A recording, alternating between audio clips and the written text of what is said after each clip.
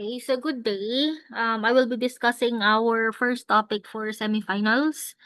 Um, and this is about analyzing consumer markets, and our first topic is about consumer behavior. Okay, so uh, consumer behavior is the study of how and why people make purchasing decisions. It looks at how individuals, groups, and organizations choose, buy, use, and dispose of goods and services, ideas, or experiences to meet their needs and desires. So if we understand these patterns, marketers can better understand or better reach their target audiences and create effective campaigns that actually get results. So sabi nga, ang marketing may pagka-psychology kasi from the word itself, behavior, 'di ba? Ano ba yung psychology? It's how, it's the study on how a person thinks, something like that, psyche. So, nagma-manifest yun through the behavior or dun sa actions ng isang individual.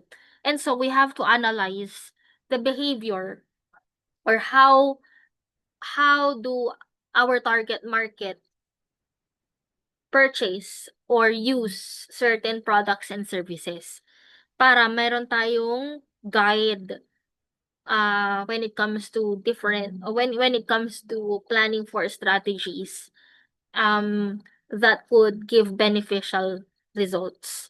Okay? So moving on to cultural factors. So let's start with the big picture, which is cultural factors. Ano yung cultural factor?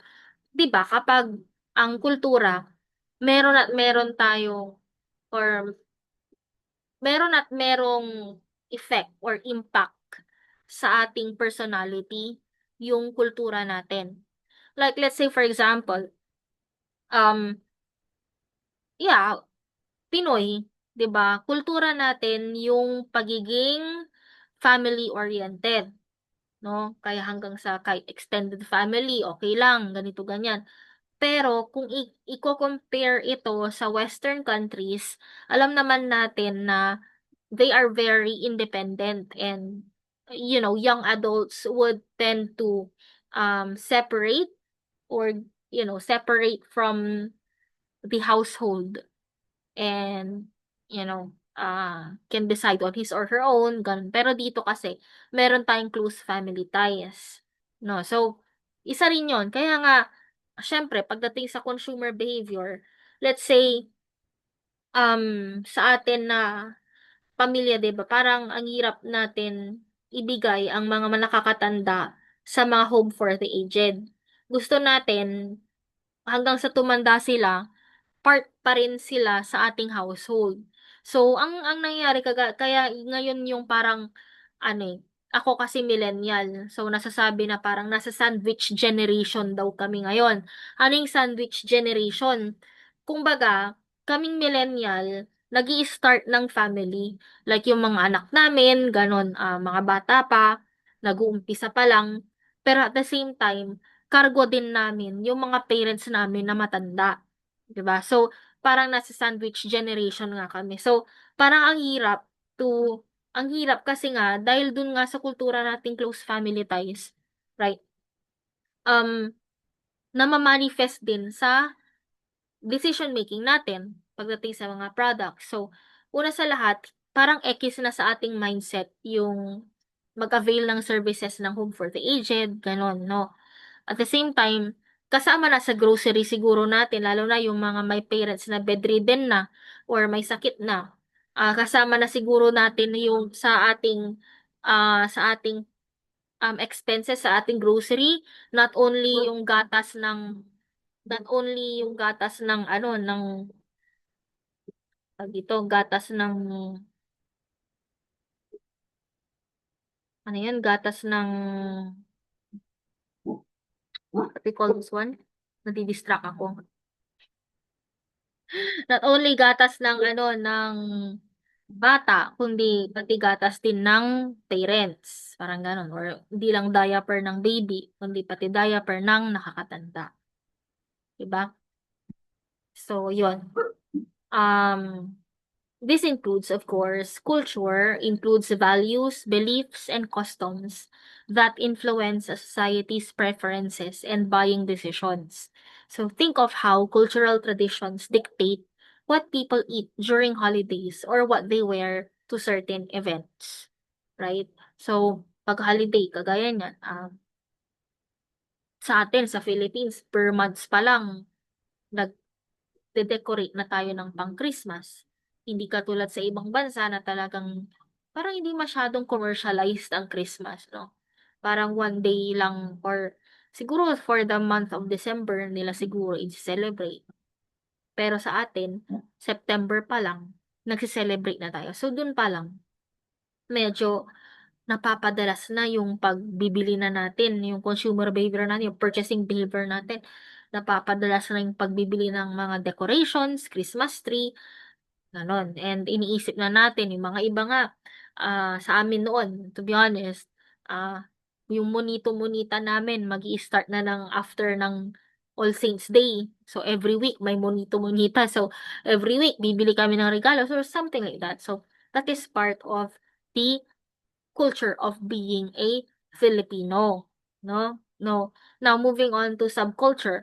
These are smaller groups within a larger culture that share unique values and beliefs. This can be based on things like nationality, religion, or race, and they create distinct market segments that marketers can target. So, meron tayong unique belief. So let's say for example, when it comes to religion, we have I myself as a Roman Catholic, for example, okay sa amin kumain ng kung ano-ano, pork or dinuguan, 'di ba? Pero for other religions like Iglesia ni Cristo or others, bawal sa kanilang pork. Mga Muslims, bawal ang pork, bawal ang pork blood, 'di ba? So from there, you can see the different behavior na, no? And social class. So this refers to divisions in society that are organized in a hierarchy and are based on shared values, interests, and behaviors. So social class influences everything from the brands people choose to the types of products they buy. Sad to say, 'di ba, ang ano yung sinasabi nila, ang mga middle class, ewan ko siguro nag-viral, too rich to too rich to have ayuda or to receive ayuda, but too poor to get sick. Yun yung masaklap dito sa Philippines. So, meron tayong iba't ibang social class, 'di ba? Yun yung mga marginalized groups, yung mga below the poverty line, yung mga mahirap, yung mga 4Ps or yung mga supposedly recipient ng 4Ps, 'di ba? Or yung mga nagre-receive ng sahod or below minimum wage or something like that. Tapos meron din naman yung mga may annual income. Merong social classes na inaano sa Philippines actually. I-upload ko na lang yung article tungkol doon kasi ano, basis natin 'yun, ha. So, it depends kasi sa annual income. So, ang masaklap, the disparity is getting big, 'no? Wherein those who belong to the upper class ay mas lalong umaangat or to the rich mas lalong lumayaman, tapos yung mga mahihirap mas lalong humihirap, yun yung masaklap lang sa atin sa Philippines. So, makikita mo yung difference, okay? So, of course, you can see a very big difference when it comes to preferences sa brands. Like let's say for example, sa mga ano, sa mga, ah, households na na ano yun? Na below minimum wage earners or let's say dun sa mababang status, 'no, social class, iko-compare mo sa mga middle class or lower middle class. Siguro yung mga those belong to the poor families would buy corned beef, dalawa 'yan. Yung isa, bibili ng 555 or, hindi, Youngstown na corned beef. Tapos yung isa, bibili ng, ano, ng Pure Foods. O di kaya yung, yung Delemondo na, corned beef. So, makikita mo na meron ng preference yung brand. Pagdating sa brand, syempre kasi, anong magagawa naman ng ano, 'di ba? Poor, mga poor families natin, 'di ba? Alangan naman bibili sila ng mahal na brand, eh hindi nga kaya. Whereas dun sa mga medyo may kaya, mga middle class, kaya nilang bumili ng mga medyo branded na corned beef. So that is an example pagdating sa social classes. Now, we now move on to social factors, the power of group influence. So moving beyond the cultural level, we get the social factors naman, where group influence plays a huge role. So we have the reference groups. These are groups that impact our attitudes and behaviors. This includes the groups we belong to, like family and friends, but also aspirational groups we wish to be a part of, and even dissociative groups that we actively want to avoid. So meron tayong reference group. So yung mga kasama natin, such as family and friends, pero meron din tayong dissociative groups. Ano yung dissociative groups? Sila yung, ah, ayaw nating sumama sa kanila. So, for example, isa kang, for example, isa kang medyo health conscious na tao. So, ayaw mong ma-associate sa mga ka-age mo na nagve-vape. Parang gano'n. So, dissociative groups yun. Pag aspirational groups naman, yun yung mga gusto mong makasama sa mga ganong grupo. Okay? For example, since health conscious ka, syempre sasama ka sa mga fitness enthusiast na grupo. So, those are aspirational groups. Or may mga iba, lalo na yung mga young women, mga millennial na women, they wanted to be a part of strong independent women. So hahanap sila ng ganong grupo na hindi sila umaasa sa husbands or sa lalaki to to ah support them financially kasi kaya nila, parang gano'n. Yun yung aspirational groups, okay? Again, aspirational groups, yun yung mga gusto nating, ah, makasama, yun. So, meron din tayong opinion leaders and word of mouth networks. When you say opinion leaders, these are individuals who offer informal advice about products, creating powerful word of mouth.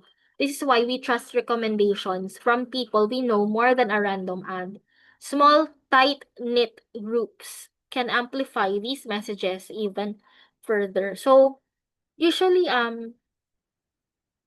yes, opinion leaders, malakas na rin dito yung, sige, aside from our friends, medyo naniniwala tayo sa mga social media influencers, 'di ba? Because, magaling silang mag-promote ng products, lalo na kung ginamit nila, Diyos ko, pero sumusobra yung iba sa pag-video, pag-promote ng isang product to the point na medyo hindi na magandang tignan sa TikTok. But anyway, I think you know what I mean. But magaling silang mag-word of mouth, okay? Malakas silang manghatak, yun yung opinion leaders. Of course, we have our family influence. Siyempre kung saan ka lumaki, ano yung values na natutunan mo from your family, siyempre yun yung yung kung anong nakagisnan mo, usually yun ganun ka din bumili, 'di ba? So, ayun, yun yung, ah, some factors, ayan, social factors that has an impact in our purchasing behavior. And of course, roles and status in society heavily influence their product choices and brand preference. For example, a doctor's product choices might be very different from a musician's, syempre. So, yung kunwari si doktor, alam naman natin medyo health and wellness ang gusto niya, and also cleanliness. So siguro si doktor mas marami pagdating sa grocery, mas maraming bibili na alcohol siguro, I don't know, or cleaning products, we don't know, or some healthy diet meals. Whereas for musicians, wala naman silang masyadong paki pagdating sa ganyan, and alam naman natin ang musician, usually, ano yan, ang gig niyan sa gabi, 'di ba? So, malamang sanay yan mga yan para ano yan, para makasabay. Siyempre, alcoholic beverages, smoking, hindi naman sa nila lahat, pero may tendency. Kasi yun yung nature ng kanilang trabaho na, 'di ba? Lagi na lang na pag musician, mag-work sila sa mga bars, o kakanta, or restaurants, late night, 'di ba? Late night music, ganon. So, parang ganon. Okay? And, um, next one would be, another factor is personal factor, individual drivers of behavior. So, ngayon, pupunta na tayo sa ating pang-personal na factor. O, ano ba yan? Yun nga, personal factor. So, one example is the age and life cycle. Of course, for example, nung mga kayo, sa inyong mga bata-bata pa, wala pang mga sakit pa, syempre, madalas kayong mag-fast food, okay lang sa inyong mag-instant noodles, delata, 'di ba? Kasi at the same time, lalo na sa mga nagdo-dorm, gusto nyo ring makatipid, right? But if you are just like us, na mga millennials na medyo tumatanda na, mga trentahin na magiging 40 na, 'di ba? So, medyo kailangan maghinay-hinay na pagdating sa food choices. Parang kung kaya ng iyong budget, ang bibilhin mo na lang is yung mga healthier options. Because prone na sa mga sakit. Kasi nga, tumatanda na, di ba? Parang ganon. So, age and life cycle. Also, pag kunwari, single ka, parang medyo wala ka pang pakialam. Single ka, let's say, kumikita ka ng young adult ka, kumikita ka ng malaki, no? So, let's say 50,000 sana, di ba? Let's say 50,000. So, you can buy whatever you want.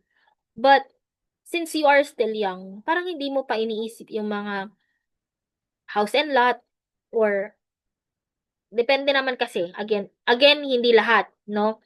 Pero nakadepende din kasi sa personality ng isang tao. Maaaring may isang young adult na ang ang choice niya ay bumili muna ng bahay at lupa, or magkaroon muna ng investments at a young age, pero may mga iba na hindi pa ganun ang kanilang ah ano yun, yung priorities. So, one example, ayun, no, I have a friend na malaki ang sahod niya, pero hindi siya masyadong parang dahil single siya, and wala naman siya kasing balak mag-asawa kasi medyo part siya ng LGBT. So, ang parang iniisip lang niya is family, gano'n. Parang gusto lang niyang mapunan yung mga needs ng kanyang family. So, hindi niya masyadong iniisip yung bumili ng bahay at lupa or investment. So, ang kanya more on traveling kasi gusto niya experiences. While he is young, kasi yun yung preference niya. Yun yung priority niya. Kasi nga, wala naman siyang balak mag-asawa, 'di ba? Para sa kanya, basta nabibigay ko yung needs ng family ko, parang para sa akin, priority ko mag-travel around the world.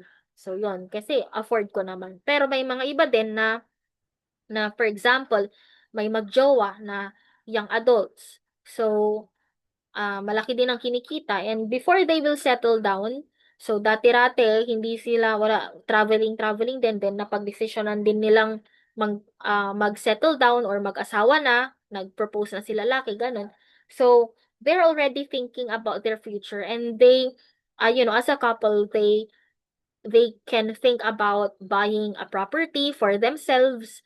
And ayan na, lalo na kapag nagkaroon na ng anak, syempre ang priority na is yung anak. For example, yung educational plan, ayan, yung mga gamit ng bata, schooling, 'di ba? Yun na yung magiging ah, priority ng couple. So again, yung mga gusto nating bilhin or yung mga, yeah, again, from the words of consumer behavior, ay nagiging depende doon sa age and life cycle natin. So, one factor din yan. Okay? Another one is occupation and economics. So, of course, syempre, depende naman sa pera mo, o depende naman sa trabaho mo, yung sinasahod mo, 'di ba? The job we have influences our consumption patterns, and our income, savings, and general economic outlook significantly impact our choices. Syempre naman. Again, siguro mas malaki ang iyong purchasing power kung mas malaking sahod mo, mataas ang ano 'yan, mataas ang posisyon mo sa trabaho or sa kumpanya. Pero siyempre kapag mababa lang or entry level, medyo tipid-tipid ka din kasi hindi gano'n kalakihan, 'di ba? Gano'n. So, next one is personality and self-concept are also powerful drivers. So, consumers often choose brands whose personalities align with how they see themselves, how they want to be seen, or how they believe others see them. So, medyo ito yung ano gusto natin, yung depende sa personality natin. Ano bang gusto natin nilang makita sa atin? Ano bang, 'di ba, for example, gusto natin na makit parang gusto natin na yung mga kilala natin is makita tayo bilang kagalang-galang, gano'n. Kagalang-galang, professional, lalo na 'pag nakatapos. So, ibig sabihin ang mga bibilhin mong mga damit ay naaakma dun sa pagiging professional mo. Kasi yun yung gusto mong isipin nila about you, okay? Ano pa, let's say, hmm, yun, believe others perceive them. Lalo na, for example, sa amin, mga instructor, hindi kami puwedeng I don't know, but as an instructor, parang napaka-unbecoming na makitaan niyo kami sa picture na may hawak ng alcoholic drinks, gano'n. Or let's say kunwari kung bata-bata pa, gano'n, mga bata-bata pang mga instructors, parang unbecoming na or hindi na magandang tignan kapag kahit bata-bata pa, young adult, sexy pa siya is magsusuot siya ng mga plunging necklines or medyo ano na damit, revealing na damit. So, hindi na siya kaaya-aya dahil ang kanyang profession ay pagiging instructor or teacher. So, parang gano'n, personality and self-concept. So, ikaw bilang isang teacher ayaw mong ano dahil may iniingatan kang reputation, pipiliin mo yung mga medyo business casual, yung mga sakto lang gano'n, okay. So, siguro kung magre-resort ka, magtu-two-piece ka, i-hide mo na lang o di kaya yung ikaw lang nakakakita, hindi makakakita yung mga estudyante mo, parang gano'n, okay? Next one is finally, we have lifestyle and values. This is about how people live expressed through activities, interests, and opinions. For example, someone with little money will look for value, while someone with little time will pay for convenience. Actually gano'n nga. Sa akin parang ayoko na ng hindi ko alam, pero ayoko na ng maabala, gano'n. Um, Mas gusto ko na lang na umorder online kaysa pupunta pa ako ng mall bago umuwi. Gusto ko na kasing kaagad umuwi. So mas gugustuhin ko na lang yung convenience ng pagkukuha ng product, parang gano'n. Okey? So 'yan, next one. Okey, malakas ang ulan. So next one is marketing success through consumer understanding. So how do marketers use all this information to succeed? It comes down to strategy. So first, segmentation strategies are crucial.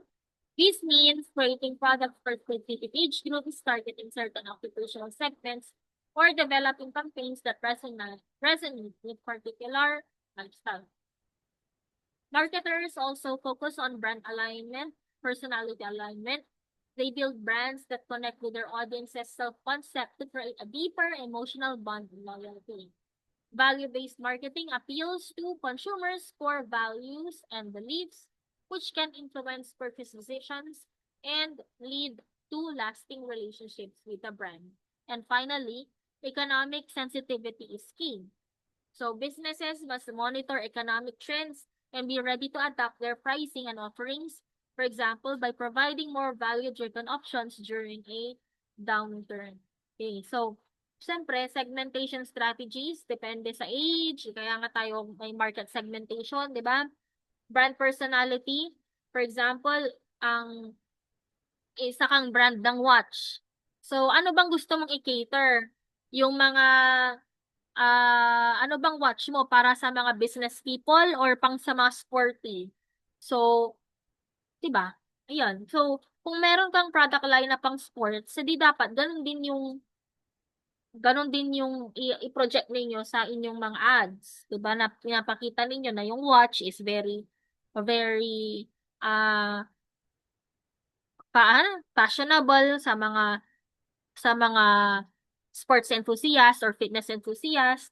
May mga features siya na wala sa mga business watches, 'di ba? Samantalang kapag business watch, syempre yun dyan yung dapat metallic, yung strap na very formal ang dating, parang ganun. Yun yung example nun. And value-based, again, core values and belief systems to influence purchase decisions and from the word itself, economy. So, depending strategy mo, baka mamaya when there are some economic downturns, kailangan mo ring mag-shift or mag-change ng strategy.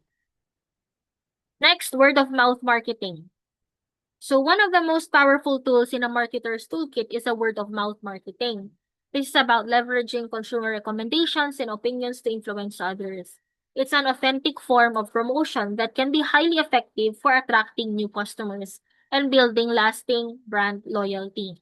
So the key to successful word of mouth marketing is a product or service that customers genuinely love and are eager to recommend to others.